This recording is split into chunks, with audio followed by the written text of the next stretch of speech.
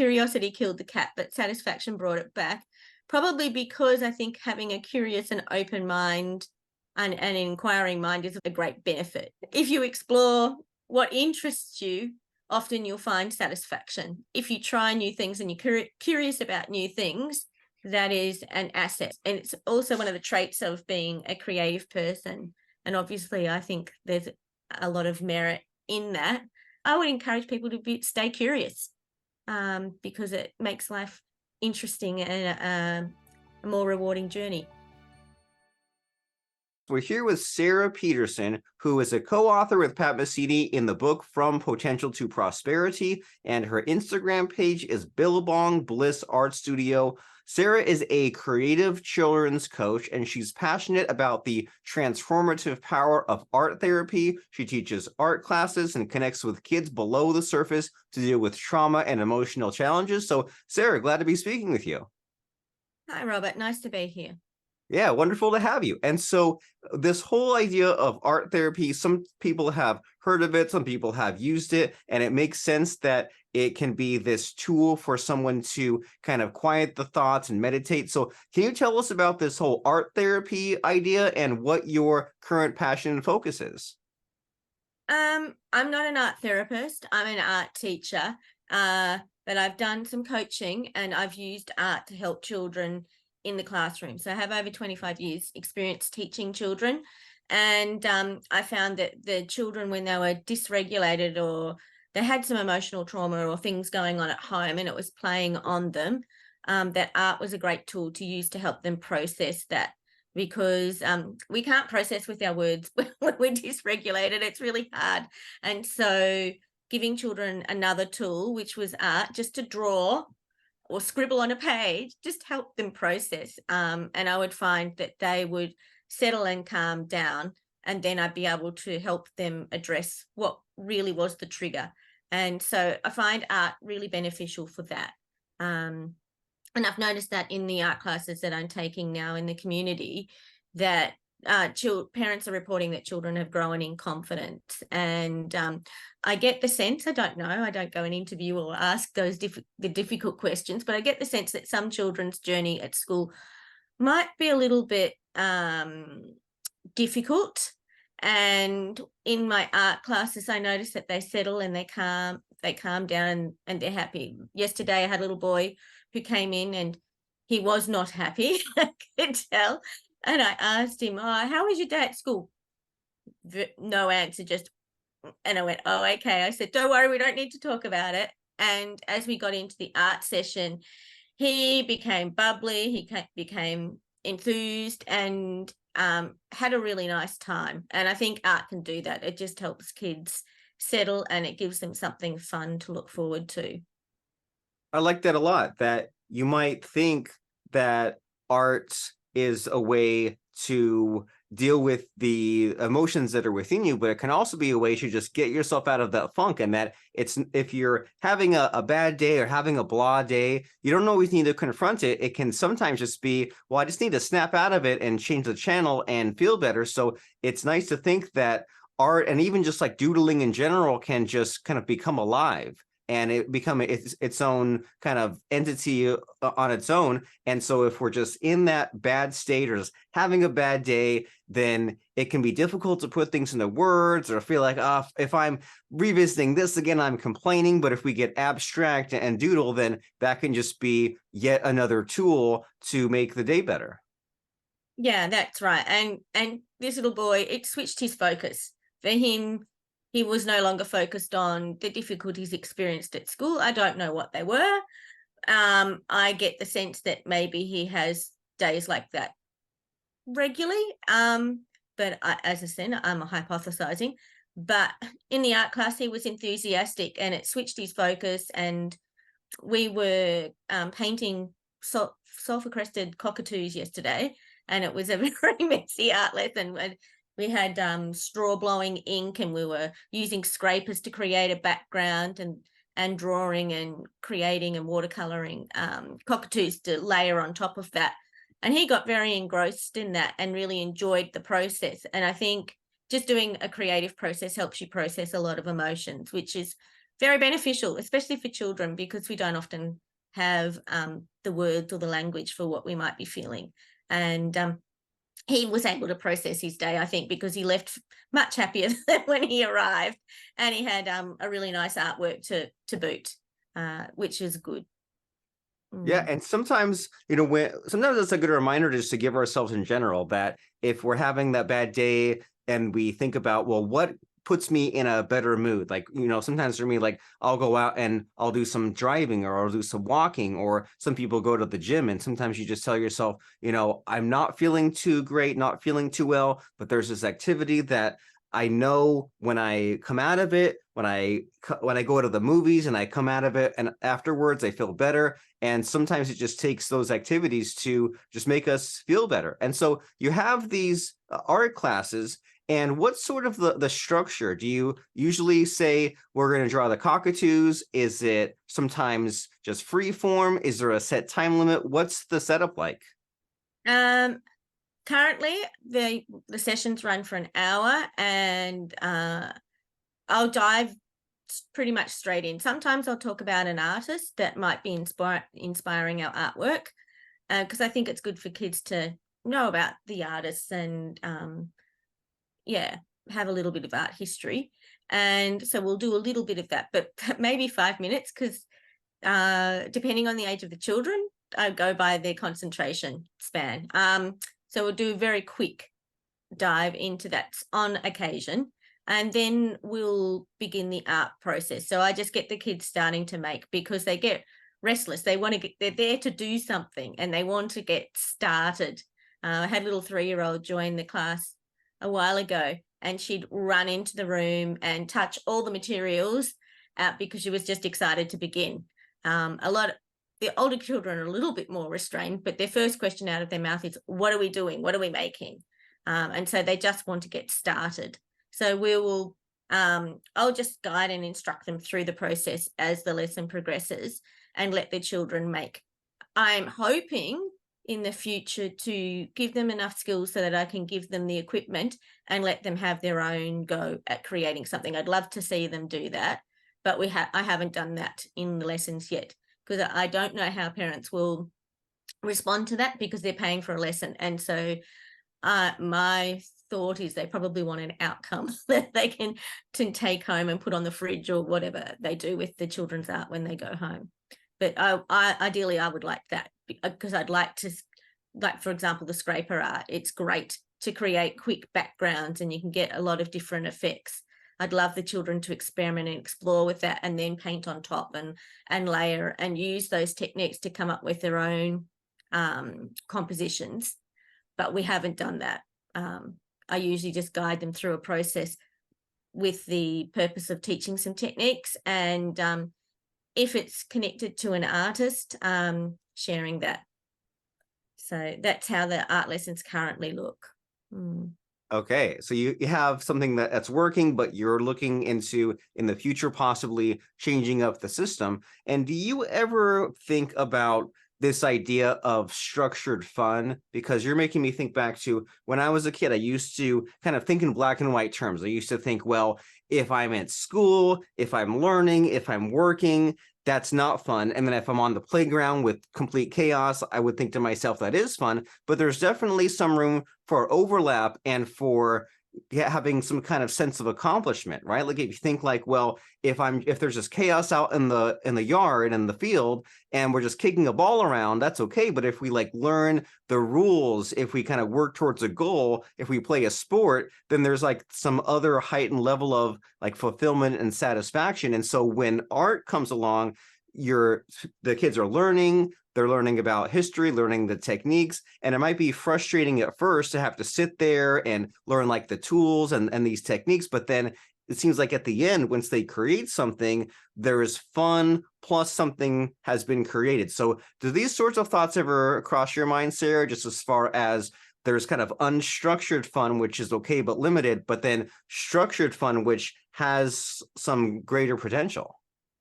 Yeah, I just know the benefits of art. And I try to make it not too teachery, because I am a primary school teacher and I know this is an after school activity. So I try and choose activities that are fun for the kids and require more of a hands-off, less teachery approach. But it will require, say, maybe 5 or 10 minutes instruction or some guided processes throughout the lesson.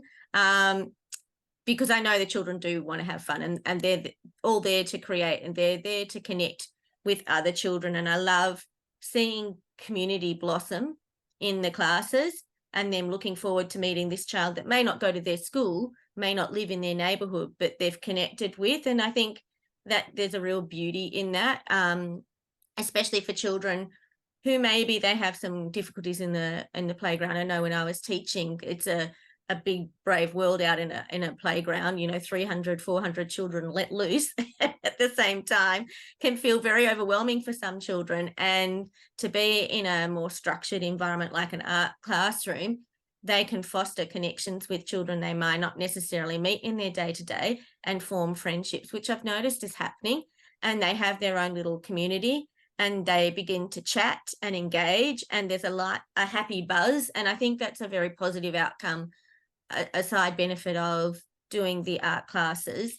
In terms of structured fun, I think that it is, the children do enjoy themselves, and parents are reporting that children have increased confidence going through into the world from having done the classes, and that it's the highlight of the child's week. So some children, that's the thing they look forward to. School might be a bit rough for various reasons, but coming to this class has been a highlight for a number of my students, and parents have reported that, which has been really good.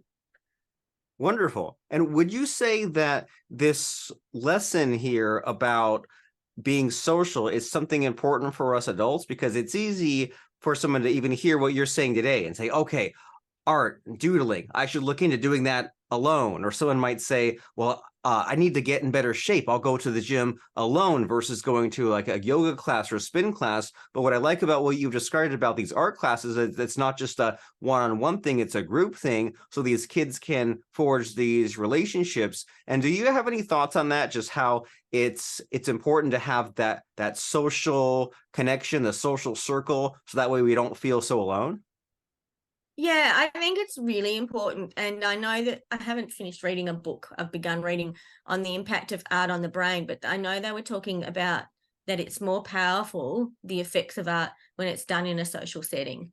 And art apparently lowers cortisol levels. So if you're stressed, the scientists have actually monitored brains and seen that the cortisol levels have actually dropped. So doing 20 minutes of art is actually good for you, they've discovered.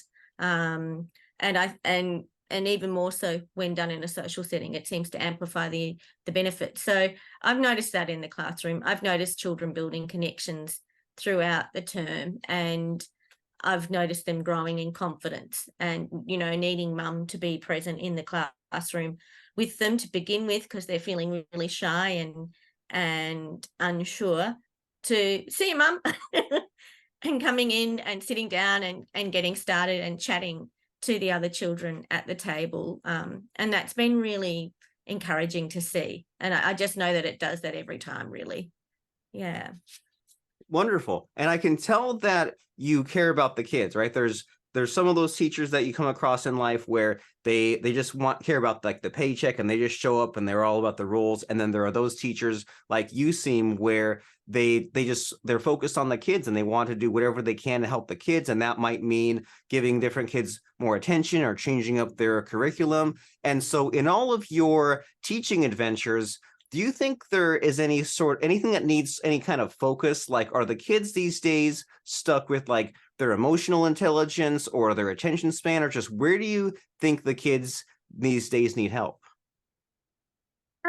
I think a lot of after school, I know, just watching my nephew, it's very easy to get sucked into the screen, isn't it?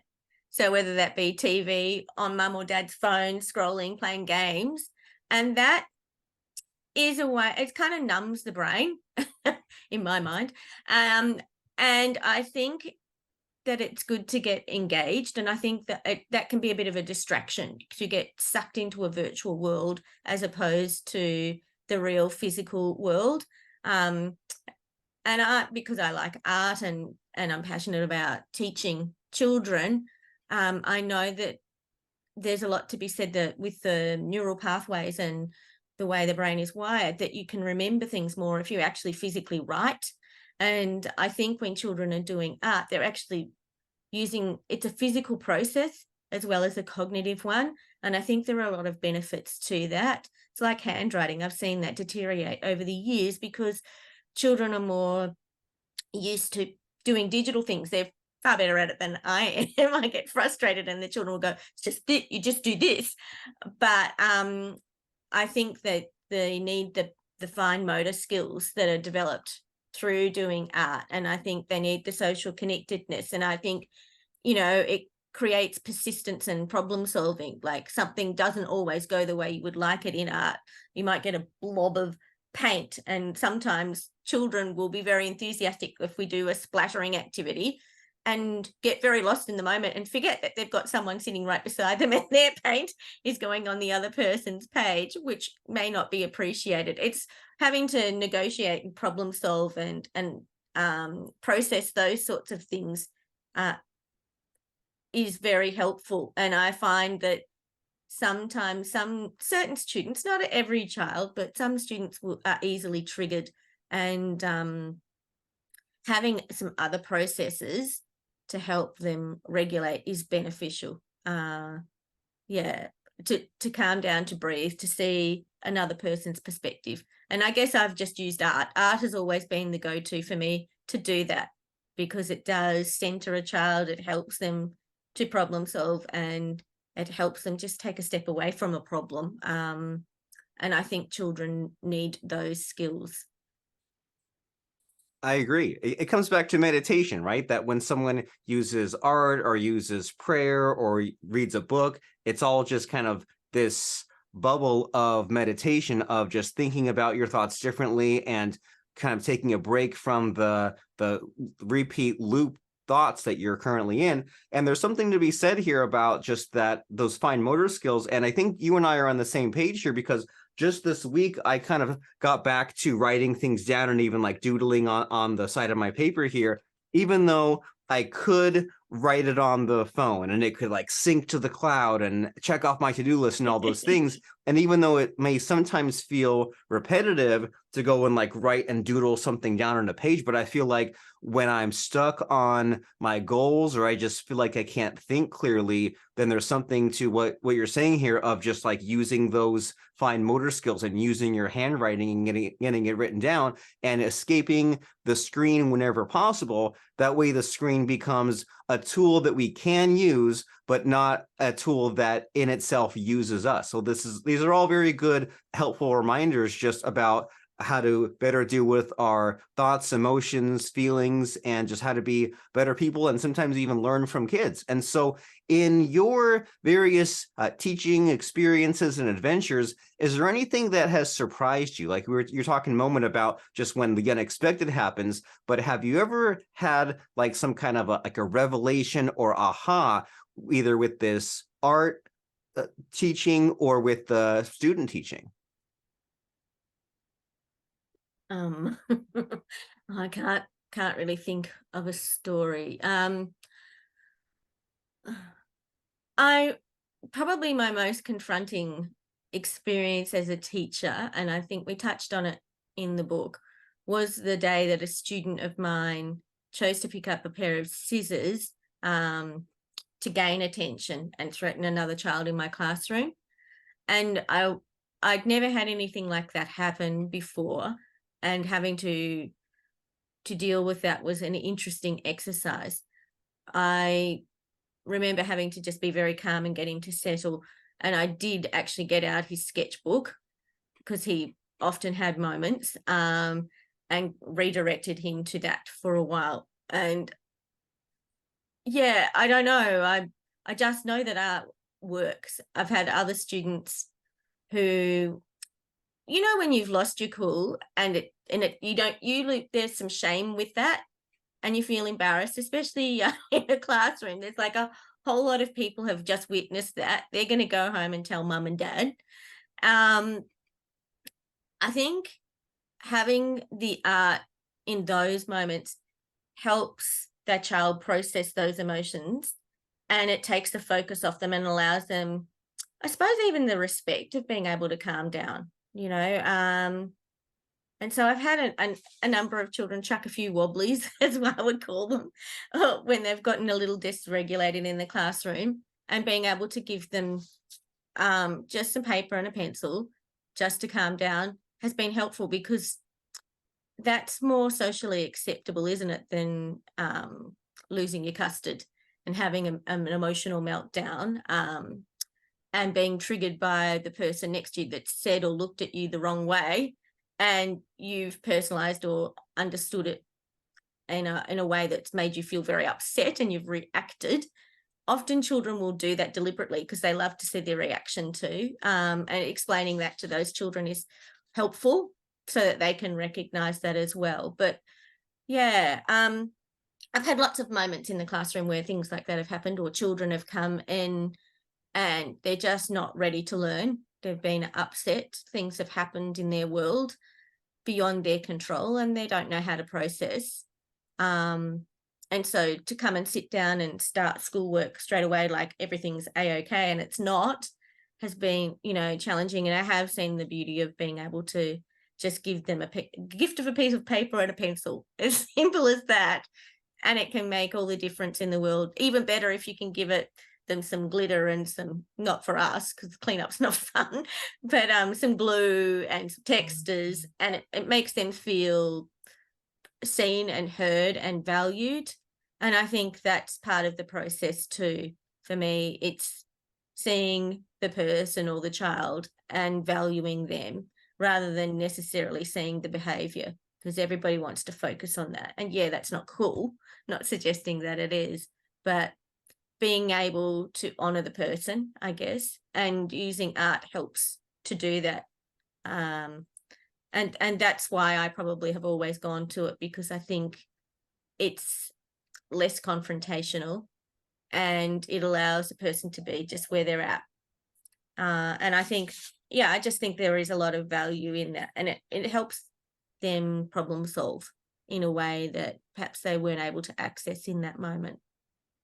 I love it. So art is this tool to slow down and calm down and problem solve, whether the problem solving means thinking the way out of their situation or just getting a handle on these emotions so that they can then focus on the schoolwork and just have that clear head. And so this is all wonderful to think about and wonderful to be aware that it exists. And you are in the book From Potential to Prosperity with Pat Mesiti, and your Instagram page is Billabong Bliss Art Studio. And how do we take the next step here with you? How do we find out what you need to know about this art class? If someone is physically near you, is there a way to find out more or sign up? What's the next step here? What's the call to action? If they go to my Instagram page, there are links on there that take them to a page where they can register their interest in classes, or they can send me a message from there. I've also got Facebook pages, which they can contact me through. And in the future, I'm currently working on a lesson portal. So I will have some online lessons available for parents in the future. I'm just building that at the moment. Wonderful. One step at a time. Just like when you doodle on a page, it doesn't all come together instantly. Maybe you have to add some shading there or a box there. And so the same is true with life. You just add those building blocks. And on Instagram, you can go to Billabong Bliss Art Studio to find those posts, to find that link where you can then sign up for those future updates. And as we wrap up our conversation here, Sarah, you've talked a lot about some of these kind of deep mental ideas. Some of them are very profound, but it's always fun to end on just a real quick soundbite. So with that in mind, do you have a favorite quote, moral, or lesson to share with us? Or maybe if not a favorite, just something that just pops out of your mind in the moment. Quote, moral, or lesson. What do you have? Oh, put me on the spot. Yeah. I'd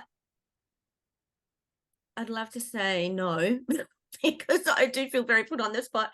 No, the only adage that I probably have is curiosity killed the cat, but satisfaction brought it back.